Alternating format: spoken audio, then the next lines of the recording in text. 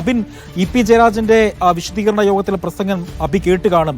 അതായത് ഷാഫി പറമ്പിലിനെതിരെ ഒരു ഭീഷണിയുടെ സ്വരമാണ് അദ്ദേഹം പറഞ്ഞത്. അദ്ദേഹം പറഞ്ഞിങ്ങനെയാണ്, ഇപ്പോൾ മൂക്കിന്റെ പാലമേ പോയിട്ടുള്ളൂ, ഇനി സൂക്ഷിക്കണമെന്നാണ് ഇ.പി. ജയരാജൻ പേരാമ്പ്രയിൽ വിശദീകരണ യോഗത്തിൽ പറഞ്ഞത്.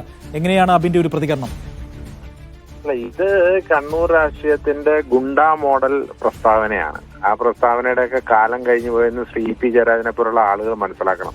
കാരണം പണ്ട് ആനപ്പുറത്തിരുന്നതിന്റെ തഴമ്പുണ്ട്, പണ്ട് ഞങ്ങൾ ഒരുപാടൊക്കെ കാണിച്ചിട്ടുണ്ട് എന്ന് പറഞ്ഞ് ഇപ്പോ വെട്ടുകത്തിയും വാളും ഒക്കെ ആയിട്ട് റോട്ടിൽ ഇറങ്ങിയാൽ ജനം തല്ലി ഓടിക്കുമെന്നുള്ള കാര്യം ശ്രീ ഇ.പി. ജയരാജൻ മനസ്സിലാക്കണം.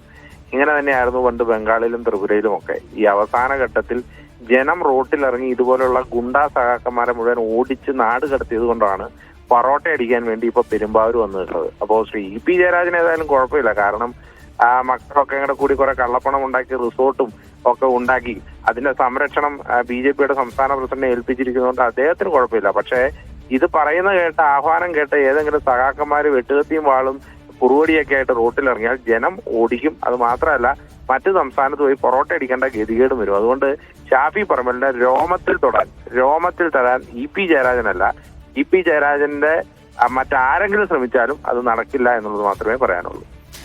മറ്റൊന്ന്, ഈ അക്രമ സംഭവവുമായി ബന്ധപ്പെട്ട ഒരു ന്യായീകരണമാണ് CPM പറയുന്നത്. അതായത് അവിടെ ക്രമസമാധാന പ്രശ്നം ഉണ്ടാകാതിരിക്കാനാണ് പോലീസ് നടപടി ഉണ്ടായതെന്നാണ് പറയുന്നത്. കോൺഗ്രസ് പ്രവർത്തകർ മനഃപൂർവ്വം, പ്രത്യേകിച്ച് ഷാഫി പറമ്പിൽ മനഃപൂർവ്വം അവിടെ പ്രശ്നങ്ങൾ സൃഷ്ടിക്കുകയായിരുന്നു എന്നാണ് അവരുടെ ഒരു വിശദീകരണം. ഏതായാലും ഷാഫി പറമ്പിൽ സ്വയം ഒരു വടിയെടുത്ത് തന്നെ മൂക്ക് ഇടിച്ചു പൊളിച്ചുവെന്ന് പറഞ്ഞില്ലല്ലോ ശ്രീ പി ജയരാജൻ. അത്രമാത്രം ഒരു സമാധാനമാണ് ആ കാര്യത്തിലുള്ളൂ. എന്തായാലും കോൺഗ്രസ് പറഞ്ഞ വാദഗതി ഇപ്പോൾ CPM സമ്മതിക്കുകയാണല്ലോ. നിങ്ങൾ ഓർക്കുന്നുണ്ടാവും, ആദ്യം പറഞ്ഞത് അവിടെ ലാത്തി ചാർജ് നടന്നിട്ടില്ല എന്നുള്ളതാണ്. ലാത്തി ചാർജിന്റെ ദൃശ്യങ്ങൾ വന്നു. പിന്നീട് പറഞ്ഞത് ഷാഫിക്ക് മൂക്കിൽ അടി ഏറ്റിട്ടില്ല എന്നുള്ളതായിരുന്നു. പിന്നീട് അത് പുറത്തു വന്നു. പിന്നീട് പറഞ്ഞു മൂക്കിന് കാര്യമായ പരിക്കില്ല, ബേബി മെമ്മോറിയൽ ആശുപത്രിക്കാരെ എഴുതി പിടിപ്പിച്ചതാണ് എന്ന് പറഞ്ഞു. അത് മൂക്ക് സർജറി ചെയ്തപ്പോൾ മീശ പഠിച്ചില്ല എന്നൊക്കെ പറഞ്ഞു. അതൊക്കെ മെഡിക്കൽ റിപ്പോർട്ട് വന്നപ്പോൾ അതും പുറത്തു വന്നു. അപ്പൊ ഇങ്ങനെ കള്ളി വെളിച്ചത്താവുമ്പോൾ ഞങ്ങൾ അന്നേ പറഞ്ഞു പോലീസിനുള്ളിലെ ഒരു ഗുണ്ടാ സംഘം, ഇതുപോലെ തന്നെ ഇ.പി. ജയരാജനൊക്കെ പറഞ്ഞ് കുറെ കൊടി സുനിമാർ ട്രെയിൻ ചെയ്ത ഒരു ഗുണ്ടാ സംഘമുണ്ട്. ആ ഗുണ്ടാ സംഘമാണ് അക്രമം അഴിച്ചുവിട്ടത് എന്നുള്ളത് ഞങ്ങൾക്ക് വ്യക്തമായിരുന്നു. ഞങ്ങളത് പറയുകയും ചെയ്തു. ആ പറഞ്ഞത് ഏറ്റുപിടിച്ചുകൊണ്ട് തന്നെ, അത് വ്യക്തത വരുത്തിക്കൊണ്ട് തന്നെ SP ബൈജു പറഞ്ഞു, എന്റെ കൂട്ടത്തിലുള്ള ചില പോലീസുകാരാണ് ഈ പ്രശ്നം ഉണ്ടാക്കിയത് എന്ന് പറഞ്ഞു. ആ കൂട്ടത്തിലുള്ള പോലീസുകാർ ആരാണെന്നുള്ളത് ഞങ്ങൾ വ്യക്തമാക്കി കഴിഞ്ഞു. ഇ.പി. ജയരാജന്റെയും അതുപോലെ TP രാമകൃഷ്ണന്റെയും മെഹബൂബിന്റെ ഒക്കെ അവിടുത്തെ പോലീസ് അസോസിയേഷന്റെയും സഖാക്കന്മാരായ പോലീസുകാരാണ് പ്രശ്നം ഉണ്ടാക്കിയത്. അവിടുത്തെ 2 DYSPമാരാണ് പ്രശ്നം ഉണ്ടാക്കിയത്. അവിടുത്തെ ചില പോലീസുകാർ പ്രശ്നം ഉണ്ടാക്കി. അപ്പൊ ഇത് പറഞ്ഞു വരുമ്പോ ഇത് വളരെ വ്യക്തമാണ്. ഞങ്ങൾ പറഞ്ഞ വാദഗതി എന്താണോ ആ വാദഗതി ശരിവെക്കുന്നതാണ് ഇന്ന് ശ്രീ ഇ.പി. ജയരാജൻ അടക്കമുള്ള സഖാക്കന്മാർ. ഞാനൊന്ന് ഇടപെടുകയാണ് അബിൻ. അവിടെ അതിനകത്ത് മറ്റൊരു കാര്യം കൂടെ CPM പറയുന്നത്, അതായത് ഈ ചികിത്സ, ഷാഫി പറമ്പലിന്റെ ചികിത്സ കള്ളത്തരമാണ് എന്നാണ് CPM ആരോപിക്കുന്നത്. അതായത് ഒന്ന്, വേണമെങ്കിൽ കേരളത്തിലെ ആരോഗ്യ വകുപ്പിന് ശ്രീ ഷാഫി പറമ്പലിനെ പോലെ ഒരു ജനപ്രതിനിധിക്കുണ്ടായ പരിക്കിൽ ഒരു അന്വേഷണം പ്രഖ്യാപിച്ച് അവർക്ക് അതിന്റെ എക്സ്റേ റിപ്പോർട്ട് പരിശോധിച്ച് കേരളത്തിലെ സർക്കാർ ആശുപത്രിയിലെ ഏറ്റവും മികച്ച ഒരു ഡോക്ടറെ കാണിച്ച് അതിന്റെ റിപ്പോർട്ട് തേടാവുന്നതാണ്.